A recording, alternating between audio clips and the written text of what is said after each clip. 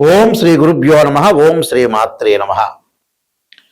అంగారక గ్రహము జూలై 23 నుంచి ఆగస్టు 7వ తారీఖు వరకు కూడా కుజుడు తన సొంత నక్షత్రమైన మృగశిర నక్షత్రంలో వృషభ మిథున రాశుల్లో సంచారం చేయటం వల్ల ఎలాంటి ఫలితాలు జరగబోతున్నాయి. సహజంగా అంగారకుడు కుజుడు ఏ స్థానాల్లో ఉంటే మంచి ఫలితాలు వస్తుంది, గోచారీత్యా ఏ స్థానాల్లో ఉంటే చెడు ఫలితాలు వస్తాయో ఒకసారి తెలుసుకుందాం. ముందు ముఖ్యంగా అంగారక గ్రహానికి యొక్క కారకత్వాలని మనం పరిశీలన చేయాలి.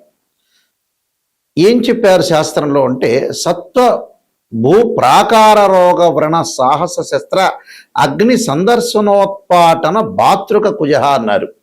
అంటే భూ సంబంధ వ్యవహారాలు, కోర్టులు, రియల్ ఎస్టేటు, అన్నదమ్ముల సమస్యలు, శారీరక బాధలు, కెమికల్ కంపెనీలు, మిషనరీ, మార్కెటింగు, భూమి, ఇండ్ల నిర్మాణము, న్యాయ వ్యవస్థ, న్యాయవాదులు, రక్షక భటులు, అలానే సైన్యము, మేనేజ్మెంటు, భూములు అమ్మడము కొనడము, మేస్త్రీ పనుల వాళ్ళు, యంత్ర సంబంధమైన వ్యవహారాలు, మెకానికల్ ఇంజనీర్సు, కెమికల్ కంపెనీలు, కెమిస్ట్రీ లెక్చరర్సు, రోగములు, శస్త్రచికిత్సలు, అగ్ని భయాలు అంటే రియల్ ఎస్టేటు, రైతులు, కెమికల్ కంపెనీలు, పిత్రార్జితము, కోర్టు సమస్యలు, ఇలాంటివన్నీ కూడా మొదలగు కుజుడి యొక్క కారకత్వాలు అంటారు. సహజంగా కుజుడు మకర రాశి ఉచ్చస్థానం అయితే నీచస్థానం దానికి సప్తమం ఏమవుతుందంటే కర్కాటకం వస్తుంది. అంటే కర్కాటకం నీచస్థానము, మకరం అనేది ఉచ్చస్థానము, మేషము, వృశ్చిక రాశులు కుజుడికి స్వక్షేత్రాలు అవుతాయి. ఇక్కడ కుజగ్రహం సహజంగా ఎవరి జన్మలగ్నం నుంచి అయినా కుజుడు 2, 4, 7, 8, 12 స్థానాల్లో ఉంటే దాన్ని జాతకరీత్యా కుజదోషం అంటారు. మనం ఇప్పుడు చెప్పబోయేది ఏంటంటే గోచారరీత్యా చెప్పబడే ఫలితాలు. అంటే గోచారరీత్యా చెప్పబడే ఫలితాలకు ఒక విధానం ఉంటుంది, బర్త్ చార్ట్ నుంచి పుట్టినప్పుడు ఉండే జాతకానికి మరొక విధానం ఉంటుంది. నేను చెప్పింది జన్మలగ్నం నుంచి, అంటే బర్త్ చార్ట్ నుంచి 2, 4, 7, 8, 12 స్థానాల్లో ఉంటే దాన్ని కుజదోషం అంటారు. ఇప్పుడు మనం చెప్పేది ఏమిటంటే గోచారరీత్యా చెప్పబడే ఫలితాలు. ఈ గోచారరీత్యా చెప్పబడే ఫలితాల్లో అది చంద్రరాశి నుంచి చూస్తారు కాబట్టి ఎవరైతే రాశి ఉంటుందో వాళ్ళ రాశి దగ్గర నుంచి 3వ స్థానం, 6వ స్థానం, 11వ స్థానంలో కుజుడు ఉంటే మంచివాడు అని అంటారు గోచారరీత్యా వాళ్ళ రాశి దగ్గర నుంచి. మరి మేషాది ద్వాదశ రాశుల వాళ్ళకి కుజుడు యొక్క ఫలితం ఏ విధంగా ఉండబోతుందో ఒక్కసారి మనం తెలుసుకుందాం. తులారాశి వారికి 10 రోజుల పాటు ఏ విధంగా ఉండబోతుంది. ముఖ్యంగా ఈ తులారాశి వాళ్ళకి మనం చూసుకునేటట్టయితే రుణాల ఇబ్బందులు, ప్రయాణాలతో కొంత జాగ్రత్తగా ఉండాలి. ప్రయాణాలు చేసేటప్పుడు పీడకలు రాకూడదు, వ్యాధుల విషయంలో జాగ్రత్త ఉండాలి. మనశ్శాంతి లేకపోవటం, ఆరోగ్యపరంగా ఇబ్బందులు కలిగే అవకాశాలు ఎక్కువగా ఉంటాయి. అలానే స్థానచలనము, శ్వాసకోశ సమస్యలు, అధికారుల నుండి సమస్యలు రాకుండా చూసుకోవడం మంచిది. ఎందుకంటే కుజుడి యొక్క ప్రభావం వల్ల కూడా కొన్ని ఇబ్బందులు వచ్చే సూచనలు అనేవి ఉంటాయి వీళ్ళకి, ఈ రాశి వారికి. ఆ ఇబ్బందులు అధిగమించాలంటే ఏంటి, భగవంతుడి యొక్క ఆరాధనే ఒక మార్గం. భగవంతుడి యొక్క ఆరాధన చేసామనుకోండి మనకు మంచి ఫలితాలు వచ్చే అవకాశాలు ఎక్కువగా ఉంటాయి. ఈ రాశి వారు ప్రత్యేకంగా వీళ్ళు అనుసరించాల్సిన విధానాల్లో ఇక్కడ అనవసరమైన ప్రయాణాలు చేయకూడదు, అనవసరంగా ఆవేశపడకూడదు, కోప ఉద్రిక్తలు పెరగకూడదు. అలానే మనోవిచారము, పీడకలలు, ప్రయాణాల్లో వాహనాల్లో కొన్ని విషయాల్లో కొంత శ్రద్ధ పెట్టాలి. అంటే వీళ్ళు శ్రద్ధ పెట్టకపోతే ఇబ్బందులు కలిగే అవకాశాలు ఎక్కువ ఉంటాయి. వృత్తి వ్యాపారాల్లో చిన్న చిన్న ఆటంకాలు కలగకుండా చూసుకోవాలి. విద్యార్థులకు అనుకూలమైన కాలం ఉన్నా కొన్ని విషయాల్లో ప్రత్యేకంగా మనం శ్రద్ధ పెట్టి ముందుకెళ్ళటం అనేది చాలా ఇంపార్టెంట్. అంటే వాహన ప్రమాదాలు, ఆరోగ్య విషయంలో దీర్ఘకాలిక వ్యాధులు ఉన్న వాళ్ళు కొద్ది జాగ్రత్తగా ఉండాలి. అలానే కొంత ధనం వ్యయం జరిగే అవకాశాలు ఒకటి ఉంటుంది. అలానే పిల్లలతో విరోధ భావాలు పెట్టుకోకుండా భార్యాభర్తల మధ్యలో అనుకూలంగా ఉంచుకోవాలి. ఎక్కడ కూడా చికాకులు రాకుండా, డిస్ప్యూట్స్ రాకుండా ఆలోచన చేయాలి. పిల్లల గురించి ఆలోచన చేయాలి. పిల్లల విషయంలో కూడా వారసత్వ భూమిరీత్యా కూడా అంటే వారసత్వంగా ఏదైతే డబ్బులు వచ్చే ఉంటాయో అలాంటివన్నీ కూడా వచ్చే అవకాశాలు ఎక్కువ ఉంటాయి. అలానే ఆరోగ్యపరంగా విసుగు విరమణ లేని ప్రయాణాలు, ఇబ్బందులు కలిగే అవకాశాలు ఉంటాయి. మనసులో వృధా భయాలు ఎక్కువగా ఉంటాయి. అనవసరమైన భయాలు చెందద్దండి. వీళ్ళు తప్పకుండా ఆంజనేయ స్వామి యొక్క ఆరాధన, గణపతి యొక్క ఆరాధన చేయాలి. ఆంజనేయాయుధే వాయుపుత్రాయుధీమే తన్నో హనుమత్ ప్రచోదయాత్ అనే మంత్రాన్ని చక్కగా అంగారకుడి యొక్క గాయత్రి మంత్రాన్ని చక్కగా చదువుకోవటం వల్ల, అలానే కందులు దానం, ఎర్రని వస్త్రాన్ని, ఎర్రని పుష్పాన్ని దానం చేయటం వల్ల కూడా వీళ్ళకి మంచి జరిగే అవకాశాలు ఖచ్చితంగా ఉంటుంది. ఈ గోచార ఫలితాల్లో మనకి గోచారానికి బర్త్ చార్ట్కి చాలా లాట్ ఆఫ్ డిఫరెన్స్ అనేది ఒకటి ఉంటుంది. అంటే ఈ గోచారం అనేది ఏమిటి అని అంటే 20% రిజల్ట్ ఇస్తుంది. అంటే మనం ఏదైతే ఈ 10 రోజుల పాటు, లేకపోతే ఈ వారం పాటు, ఈ నెల రోజుల పాటు ఏ విధంగా ఉండబోతుంది, ఎలాంటి సూచనలు చేయాలి, అంటే వృత్తి ఉద్యోగాల్లో ఏ విధంగా ఉండాలి, ఆరోగ్యపరంగా ఏ విధంగా ఉండాలి, వివాహపరంగా ఏ విధంగా ఉండాలి, డబ్బులు ఎలా ట్రాన్సాక్షన్స్ చేయాలి, దీర్ఘకాలిక వ్యాధులు ఉన్న వాళ్ళు ఎలాంటి చర్యలు తీసుకోవాలి, ఎలాంటి విధానాన్ని అనుసరించాలి, ఎవరితో మాట్లాడచ్చా మాట్లాడకూడదా, వ్యాపార పరంగా ఎలా ఉంటుంది, ఉద్యోగ పరంగా ఎలా ఉంటుంది, ఆరోగ్యపరంగా ఎలా ఉంటుంది, వివాహపరంగా ఎలా ఉండబోతుంది అనేది, విదేశాలకు వెళతామా వెళ్ళమా, ఎవరితోనో గొడవలు జరిగే సందర్భం ఉంటుందా, భార్యాభర్తల మధ్యలో బాండింగ్ అనేది ఎలా ఉండబోతుంది, ఫైనాన్షియల్ పరంగా ఎర్నింగ్ ఎలా ఉండబోతుంది, ఎకనామిక్ గ్రోత్ ఎలా ఉండబోతుంది, ఎడ్యుకేషన్ పరంగా ఎలా ఉండబోతుంది, ఎలాంటి డిసీజెస్ వచ్చే అవకాశం ఉంటుంది అనే దాన్ని ఈ 10 రోజుల్లో, అంటే ఈ గోచారరీత్యా మేమైతే ఎన్ని రోజులైతే చెప్తామో,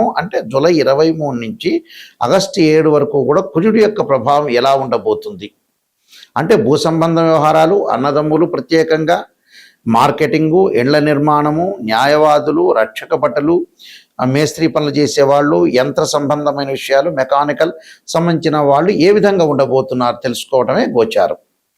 బర్త్ చార్ట్ అంటే లాట్ ఆఫ్ డిఫరెన్స్ ఉంటుంది. అది లాంగ్ రన్లో ప్రొడిక్షన్ అర్థం. బర్త్ చార్ట్ని కూడా ద్వాదశ భావాలను అనుసరించాలి. అంటే ద్వాదశ భావాధిపతులు ఉంటారు. అంటే ఒక 16 డివిజనబుల్ చార్ట్స్ ఉంటాయి.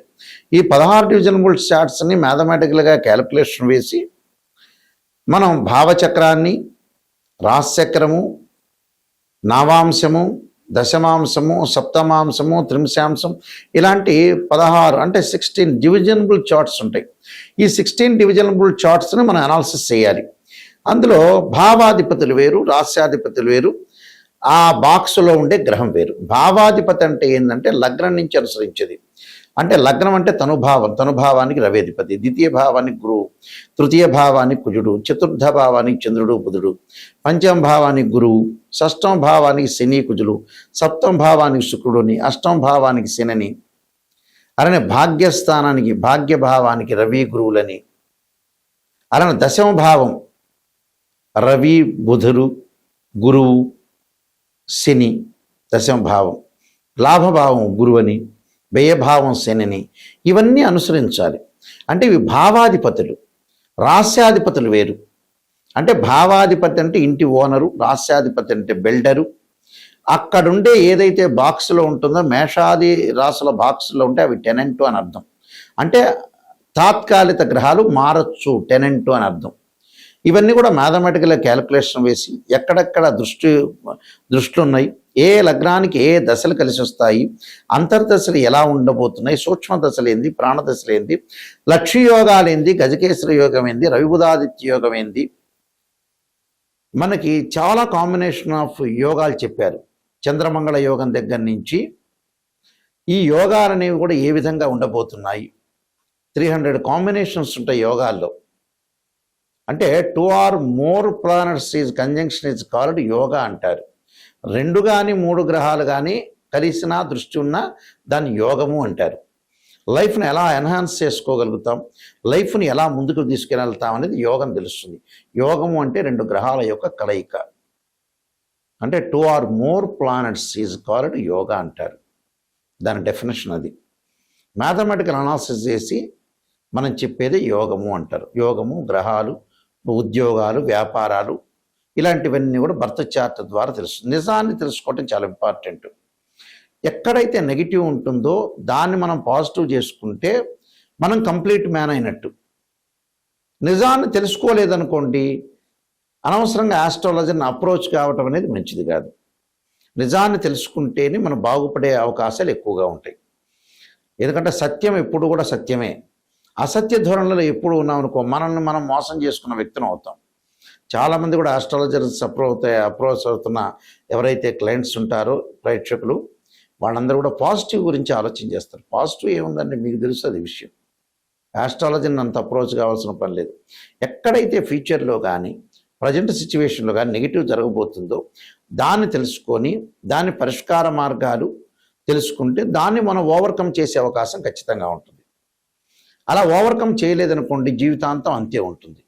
కాబట్టి ఈ విషయాలన్నీ కూడా ప్రేక్షకులు గమనించాలి. దానికి తగ్గట్టుగా దాని పరిహారాల మార్గాలు ఉంటాయి. ప్రతిదానికి కూడా ఒక సొల్యూషన్ ఉంటుంది. మన జాతకంలో కుజుడు బాగలేదనుకోండి, చాలామంది కూడా కుజదోషం గురించి కూడా అడుగుతూ ఉంటారు. బర్త్ చార్ట్లో జన్మలగ్నం నుంచి 2, 4, 7, 8, 12 స్థానాల్లో ఉంటే దాన్ని కుజదోషం అంటారు. 13 నక్షత్రాల కుజదోష ఎగ్జంప్షన్ ఉంటుంది. కొన్ని లగ్నాలకు ఉండదు, కొన్ని రాశులకు కూడా కుజదోషం అనేది ఉండదు. అది గమనించాలి. ప్రతివాడికి కుజదోషం ఉందనేది పొరపాటు. కుజుడు గురువు కలిస్తే కూడా కుజదోషం అనేది వర్తించదు. కుజుడి మీద గురు దృష్టి ఉంటే కూడా కుజదోషం వర్తించదు. అలానే ఇక్కడ అశ్విని కానీ, మృగశిర కానీ, పునరస్సు కానీ, రేవతి, అనురాధ ఇలాంటి నక్షత్రాలకు 13 నక్షత్రాలకు కుజదోషం ఉండదు. కొన్ని రాశులకి, కొన్ని లగ్నాలకి చాలా ఎగ్జంప్షన్స్ ఉన్నాయి కుజదోషం గురించి. దాని గురించి ఆలోచన చేయాల్సిన పని లేదు. అయితే దాని పరిష్కార మార్గం కూడా ఉంది. కుజుడికి అధిదేవత, ప్రత్యదేవత, అంతరిక్ష దేవతలు ఉంటారు. అంటే ఇక్కడ అంతరిక్ష దేవతలను కూడా మనం చూసుకోవాలి. అంటే భగళాముఖి, అలానే భగళాముఖి స్తోత్ర పాలనం చేయటం కానీ, సుబ్రహ్మణ్య స్వామి యొక్క అష్టకం కానీ, సుబ్రహ్మణ్యం యొక్క స్తోత్ర పాలనం కానీ, నాగదేవతను భక్తి శ్రద్ధతో కొలవటం కానీ, రాహుకాలంలో దీపం పెట్టడం కానీ ఇలాంటివి చేసుకోవాలి. చేసుకోవటం వల్ల ఏంటంటే మనకు మంచి జరిగే అవకాశాలు ఎక్కువగా ఉంటాయి. ఇలాంటివన్నీ కూడా ఆలోచన చేయాలి. అంటే ఇక్కడ ఏంటి, అగ్నికి ఏదైతే కుజుడికి అధిదేవత ప్రత్యదేవతల్ని భక్తి శ్రద్ధతో కొలవటం, అధిష్టాన దేవత సుబ్రహ్మణ్య స్వామి, అలానే క్షేత్రపాలకుల్ని, అలానే పృథ్వీని భూసూక్తము పారాయణం చేసుకోవటం, అలానే భూసూక్తాన్ని చదవటం, భగళాముఖి స్తోత్రాన్ని, సుబ్రహ్మణ్య స్వామి యొక్క అష్టకాన్ని చదవటం వల్ల కుజదోషం తొలగిపోతుంటుంది. అలానే వివాహం కాని స్త్రీ పురుషులు ఎవరైనా కుజదోషం అనేది ఒకటి ఉంటే ఎగ్జంప్షన్ ఉందా లేదా చూసుకోవటం ఒకటి, శ్రీ వల్లీ దేవసేన సమేత సుబ్రహ్మణ్య స్వామి యొక్క కళ్యాణం చేయటం. అసలు జాతకంలో కుజదోషం గురించి భయపడాల్సిన పని లేదు. వివాహానికి అసలు శుక్రుడే కారణం, కుజుడు కాదు. ఒకవేళ కుజదోషం ఉందనుకో దాని పరిహారం అనేది చేసుకోవచ్చు, తప్పేమీ లేదు. నేను ఆల్రెడీ కాలసర్పయోగ చంద్రిక, రాహుకేతులు, ఛాయాగ్రహాలు, అలానే పుత్రగణపతి వ్రతము, స్వప్నశాస్త్రము, సర్వదేవతా గోత్రములు పార్ట్ 1, పార్ట్ 2, నవగ్రహ దోషాలకి 12 మహావిద్యల యొక్క స్తోత్ర పారణాలు, అమ్మవారి యొక్క పారణాలు, బృహత్ పరిహార Sindhu, Jataka Chandrika, Vivaha Marthandam, production of astrology, transit of results అనే పుస్తకాలు నెంబర్ ఆఫ్ ఆస్ట్రాలజీ బుక్స్ రాశాను నేను. ఇవన్నీ కూడా మా దగ్గర లభ్యమవుతాయి. అలానే రాజమండ్రిలో కోటగుమ్మంలో ఉన్న అతిపెద్ద పబ్లికేషన్ అయిన ఇండియాలోనే మోహన్ పబ్లికేషన్ వారి దగ్గర కూడా ఈ పుస్తకాలను లభ్యమవుతాయి. వారిని అడిగి మీరు కూడా తెచ్చుకోవచ్చు. అయితే మా వెబ్సైట్ www.nayakanti.com, www.nayakanti.in ఈ వెబ్సైట్ చూడండి. ఈ వెబ్సైట్లో మీకు ఆ వెబ్సైట్ చూస్తే కూడా ఆ పుస్తకాలన్నీ కూడా మీకు కనపడుతూ ఉంటాయి. అలానే మీకు ఏ డౌట్లు వచ్చినా మమ్మల్ని సంప్రదించాల్సిన వాళ్ళు ఎవరైనా సరే నిజం తెలుసుకొని నాయకంటి గారి ద్వారా బాగుపడాల్సిన వ్యక్తులు మాత్రమే ఫోన్ చేయండి. మా నెంబర్ కూడా స్క్రీన్ మీద స్క్రోలింగ్ అవుతున్న నెంబర్ ఉంటుంది. ఆ నెంబర్కి మీరు కాల్ చేసి తెలుసుకోండి. మీ అందరికీ కూడా శ్రీ పరమేశ్వరి యొక్క కరుణాకటాక్షం ఉండాలని ఆశిస్తూ సర్వే జనా సుఖినో భవంతు.